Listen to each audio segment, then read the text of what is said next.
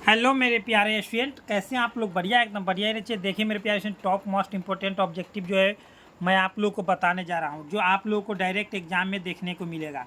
जिसमें से मैं आप लोगों को बताने वाला हूं 42 ऐसे इंपॉर्टेंट ऑब्जेक्टिव, जिसमें से आप लोगों को 35 ऑब्जेक्टिव एग्जाम में करना है। और यह 35 ऑब्जेक्टिव आपको 35 में 35 रहेगा एग्जाम में। यदि आप लोग ये पूरा वीडियो देख लेते हैं तो समझ लीजिए आपको पूरा पूरा ऑब्जेक्टिव यहीं से बन जाएगा। क्लास 12th केमिस्ट्री है, ठीक है ना, केमिस्ट्री का है।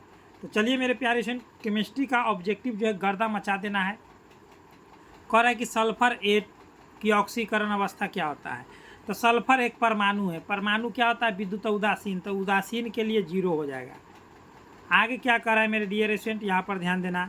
न्यूक्लिक अम्लों में क्रम रहता है, क्या क्या क्रम रहता है? तो न्यूक्लिक अम्लों में क्रमशः क्या क्या पाया जाता है, सो पूछ रहा है। तो न्यूक्लिक अम्लों में क्रमशः भस्म, शुगर और फॉस्फेट पाया जाता है। भस्म, शुगर और फॉस्फेट। आगे कह रहा है कि पॉलीथीन। तो देखिए मेरे प्यारे स्टूडेंट, पॉली में एथीन लगा दीजिए, तो पॉलीथीन ऑप्शन नंबर बी चला जाएगा। आगे कह रहा है कि कार्बन 2 है, तो 2 कार्बन को हम लोग एथ कहते हैं, ठीक है ना। तो एथ के अनुसार इथाइल है, यहाँ प्रोपाइल है, मिथाइल है। ऑप्शन नंबर इथाइलेमीन हो जाएगा, ठीक है ना। आगे क्या कर रहा है?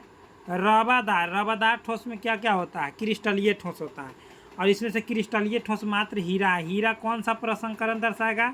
sp3 दर्शाएगा, याद रखेंगे। हीरा सहसंयोजक क्रिस्टल होता है रवादार में। आगे क्या कर रहा है मेरे डियर स्टूडेंट, आगे देखेंगे हम लोग एल्कोहल।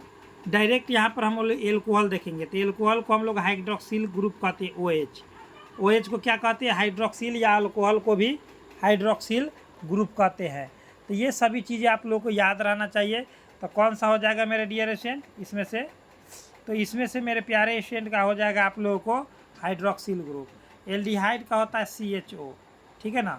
कार्बोक्सिलिक का होता है COOH, याद रखेंगे। क्लोरो का होता है बॉन्ड Cl। अब क्या करें कि CH4 में सिग्मा बॉन्डों की संख्या कितना होता है?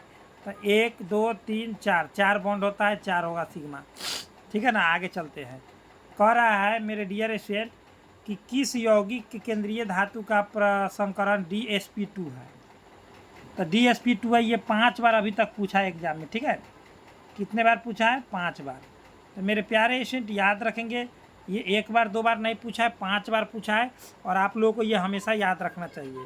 तो ये टेट्रा साइनो निकलेट हो जाएगा। तो कहाँ है? तो साइनो यहाँ पर है, ऑप्शन नंबर हो जाएगा C। आगे क्या करें? निम्नलिखित में कौन सी गैस एकल परमाणविक है? एकल परमाणविक मतलब होता है अकेला रहने वाला। तो अकेला कौन रहता है? अक्रिय गैस। कौन रहता है? अक्रिय गैस। ऑप्शन हो जाएगा हीलियम। आगे क्या कर रहा है मेरे डियर स्टूडेंट, जितने भी अक्रिय गैस है सभी के सभी एक परमाणविक होता है, चाहे वो वर्ग 18 के कोई भी तत्व हो, हीलियम हो, नियॉन हो, आर्गन हो, क्रिप्टॉन हो, जेनॉन हो, रेडॉन हो। इनमें से कौन अधिकतम लुईस अम्ल है? तो सबसे अधिकतम होता है आयोडीन वाला। तो आयोडीन कौन सा है? तो Bi3 वाला। आगे क्या कर रहा है मेरे डियर, ट्रांजिस्टर सेटों के निर्माण में प्रयुक्त होने वाला तत्व कौन सा है? तो वो सिलिकॉन है। कौन है? सिलिकॉन, याद रखेंगे। आगे क्या कर रहा है? निम्न में से ताप द्वारा प्रभावित नहीं होता है, तो वो 2 चीज़ नहीं होता है, इसमें एक ही चीज़ दिया हुआ है। वो मोललता नहीं होता है, एक और एक होता है मोल प्रभाव। अभी मोल प्रभाव इसमें नहीं दिया हुआ है, लेकिन आगे के एग्जाम में आप लोग को 100% देगा। आगे कह रहा है प्रासरणी दाब बढ़ता है कब? जब ताप बढ़ेगा तब। जब भी ताप बढ़ता है तो प्रासरणी दाब भी बढ़ता है, याद रखेंगे आप लोग, ठीक है। आगे देखिए, विशिष्ट प्रतिरोध की इकाई क्या होती है? तो विशिष्ट प्रतिरोध की इकाई होती है ohm inverse centimetre inverse. Option number चला जाएगा, option number D, ohm inverse centimetre inverse, ठीक है मेरे प्यारे स्टूडेंट। चलिए आगे क्या कर रहा है मेरे डियर स्टूडेंट, कह रहा है कि जो रासायनिक अभिक्रिया हाइड्रोजन आयोडीन से मिलकर के इतना बना, तो इसका साम्य स्थिरांक Kp जो है किस पर निर्भर करता है? तो Kp जो है निर्भर करता है मेरे डियर स्टूडेंट, तो वो निर्भर करता है तापक्रम पर, याद रखेंगे। तापक्रम पर निर्भर करता है, बहुत इंपॉर्टेंट है मेरे प्यारे स्टूडेंट। मैं गारंटी देता हूँ कि 35 में 35 अगर केमिस्ट्री में लाना है तो इस वीडियो को पूरा देखना है। आगे क्या करा है? निम्नलिखित में कौन सा द्रव स्नेही क्लोराइड है? कौन सा द्रव स्नेही क्लोराइड है? तो द्रव स्नेही क्लोराइड इसमें से हो जाएगा आप लोग को गोंद। आगे क्या करा है? निम्नलिखित में से कौन सी धातु भूपर पट्टी में प्रचुर मात्रा में पाई जाती है? तो इसमें से प्रचुर मात्रा में धातु कहेगा तो एल्युमिनियम, क्या हो जाएगा एल्युमिनियम। ठीक है, आगे क्या कर रहा है मेरे डियर स्टूडेंट, सल्फाइड अयस्क का समाहरण किया जाता है किस विधि से। तो सल्फाइड अयस्क का समाहरण किया जाता है किस विधि से किया जाता है, तो मेरे डियर स्टूडेंट याद रखेंगे आप लोग, वह फेन उत्प्लावन विधि से। ठीक है ना, जैसे कॉपर CuFeS2 हो गया है ना, कॉपर पेराइड्स हो गया, कॉपर CuS2 हो गया, कॉपर ग्लास हो गया, फिर PbS हो गया, लेड सल्फाइड हो गया, गैलेना का सूत्र होता है, फिर कहेगा HgS, तो सीने बार हो गया। जितने भी एस लगा हुआ अयस्क हो वो सल्फाइड अयस्क होते हैं, और सभी सल्फाइड अयस्क का जो होता है समाहरण होता है फेन उत्प्लावन विधि से होता है। आगे देखिए, जेनॉन टेट्राफ्लोराइड की आकृति कैसे होते हैं, वर्ग तलीय या वर्ग समतलीय। ठीक है, वर्ग तलीय या वर्ग समतलीय। आगे क्या करा है, अर्धपारगम्य झिल्ली से परासरण क्रिया में निकल पाते हैं, क्या निकल पाते हैं, तो अर्धपारगम्य झिल्ली से परासरण की क्रिया में केवल विलायक के अणु कहे या जल के अणु कहे, विलायक के अणु कहे या जल के अणु निकल पाते हैं। आगे क्या करा है मेरे डियर स्टूडेंट, निम्नलिखित में से जिंक का अयस्क नहीं है। तो जिंक का अयस्क बॉक्साइट नहीं है, क्यों, क्योंकि बॉक्साइट एल्युमिनियम का अयस्क होता है Al2O3 इंटू 2H2O होता है। ठीक है, इंटू 2H2O होता है। ये बॉक्साइट का अयस्क होता है एल्युमिनियम। ठीक है, एल्युमिनियम का अयस्क होता है बॉक्साइट। आगे क्या करा है, निम्नलिखित में हरा थोथा किसे कहा जाता है। देखिए, हरा साग सब्जी में क्या पाया जाता है, लोहा पाया जाता है, तो FeSO4 7H2O। ठीक है ना, और वही कहेगा नीला थोथा में तो कॉपर, उजला थोथा में तो ये कैल्शियम सल्फेट, याद रखेंगे। ये सभी VBI है, सभी के सभी पूछा हुआ क्वेश्चन है। एल्काइल हैलाइड की SN1 अभिक्रिया प्रदान करती है, कौन करती है, तो एल्काइल हैलाइड की SN1 अभिक्रिया प्रदान कौन करती है, तो वो रेशमीकरण कौन करता है, रेशमीकरण करता है। कौन करता है मेरे डियर स्टूडेंट, तो रेशमीकरण करता है। आगे क्या करा है, आगे कह रहा है मेरे डियर स्टूडेंट कि निम्न में से कौन प्रबल अम्ल है। तो निम्न में से कौन प्रबल अम्ल है, तो वह जो हो जाएगा मेटाक्लोरोफिनॉल हो जाएगा। ठीक, मेटाक्लोरोफिनॉल जो हो जाएगा सबसे प्रबल अम्ल हो जाएगा। कहीं कि सर इसका नक्शा बना दीजिए, तो देखिए मेटाक्लोरोफिनॉल का नक्शा, ये हो गया OH, यहाँ हो जाएगा अर्थो, यहाँ हो जाएगा मेटा, यहाँ पर मेटाक्लोरो हो गया, यहाँ पर होता तो पारा हो जाता है। यहाँ होता है अर्थो, यहाँ होता है मेटा, यहाँ होता है पारा, याद रखेंगे। चलिए आगे बढ़ते हैं। कौन सा अम्ल बॉन्ड COOH समूह नहीं रखता है, तो कौन सा ऐसा अम्ल है जो बॉन्ड COOH यानी कि कार्बोक्सिलिक एसिड का सूत्र नहीं रखता है, तो वह अम्ल हो जाएगा आप लोगों को प्रोपियोनिक अम्ल। नेक्स्ट क्या कह रहा है मेरे डियर स्टूडेंट, ओलियम का सूत्र है कौन सा है, तो वो होता है H2S2O7। ठीक है ना, तो कहाँ है, ऑप्शन ए हो जाएगा। ठीक है ना, H2SO4 क्या है, सल्फर हाइड्रोजन सल्फेट या सल्फ्यूरिक अम्ल होता है। चलिए आगे बढ़ते हैं। कर बॉन्ड OH तथा RO पर माइनस उदाहरण है, तो माइनस है तो माइनस वाला हो जाएगा आप लोग को न्यूक्लियोफिलिक हो जाएगा। क्या हो जाएगा, न्यूक्लियोफिलिक, याद रखेंगे क्या हो जाएगा, न्यूक्लियोफिलिक हो जाएगा। ठीक है मेरे डियर स्टूडेंट, चलिए बहुत बढ़िया, आगे चलते हैं। आगे क्या कर रहा है मेरे डियर स्टूडेंट, यहाँ पर ध्यान देंगे। कह रहा है कि इथेनॉल जल में घुलनशील है, क्योंकि ये जल के साथ निर्माण करता है क्या चीज़, तो ये हाइड्रोजन बॉन्ड निर्माण करता है। क्या करता है, हाइड्रोजन बॉन्ड निर्माण करता है, इसी के कारण ये जो है जल में घुलनशील होता है। कह रहा है सेलेनियम के अलावा अन्य लैंथेनाइट तत्वों के कौन ऑक्सीकरण अवस्था अस्थायी है, सेलेनियम के अलावा। तो सेलेनियम के अलावा जो होता है वो होता है +3। ठीक है ना, +3 होता है। ठीक आगे क्या करा है मेरे डियर स्टूडेंट, बहुत ही इंपॉर्टेंट है, सभी टॉप मोस्ट इंपॉर्टेंट है। भौतिक अधिशोषण की क्रिया होती है किस में होती है, किस ताप पर होती है, तो भौतिक अधिशोषण की क्रिया जो होता है कक्ष ताप पर। भौतिक अधिशोषण एक उत्क्रमणीय प्रक्रिया है, जबकि रासायनिक अधिशोषण अनुत्क्रमणीय है।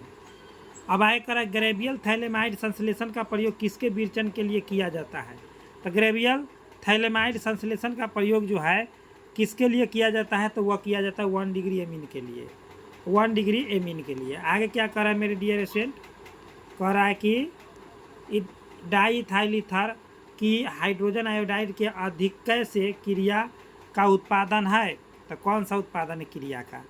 तो इसमें क्रिया का उत्पादन हो जाएगा आप लोग का इथाइल आयोडाइड, एकदम राइट आंसर हो जाएगा। ये 8 बार पूछा है बोर्ड एग्जाम में। आगे करा कि समान चुंबकीय गुण Bm वाले समूह है, कौन है?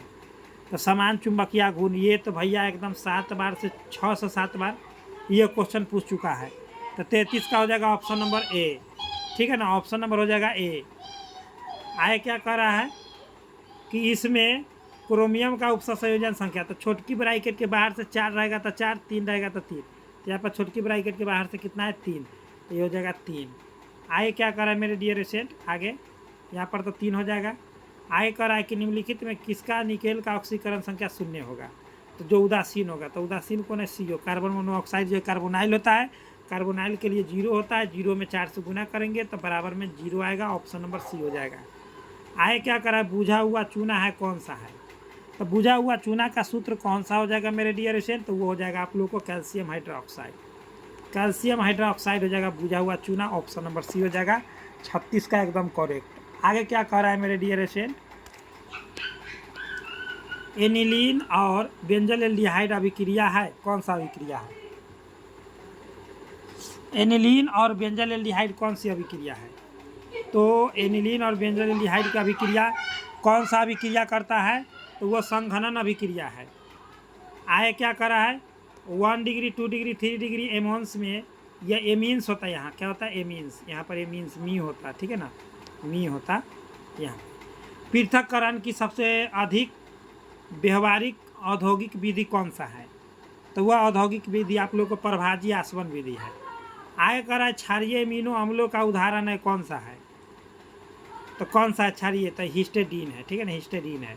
और मेरे प्यारे स्टूडेंट, मैं आप लोग को एक बात बता देता हूँ कि यदि आप लोग चाहते हैं कि आप लोग साइंस से ऑल सब्जेक्ट है, तो मैं गारंटी देता हूँ 80 से 90% अगर आप लोग को नंबर लाना है, जिसमें आप लोग को वो मोस्ट इंपॉर्टेंट ऑब्जेक्टिव मिलेगा, सब्जेक्टिव, जो आपको एक भी क्वेश्चन बाहर से नहीं पूछेगा, केवल आप लोगों को उसको तैयारी करना है, ठीक है ना। बहुत ही इंपॉर्टेंट क्वेश्चन आंसर मिलेगा चीप एंड बेस्ट में, यानी कि कम क्वेश्चन में ज़्यादा मतलब कि आपको कटक कर देगा। पहले था आप लोगों को 799, अभी राखी के ऑफर में आप लोगों को निकला है 499 का।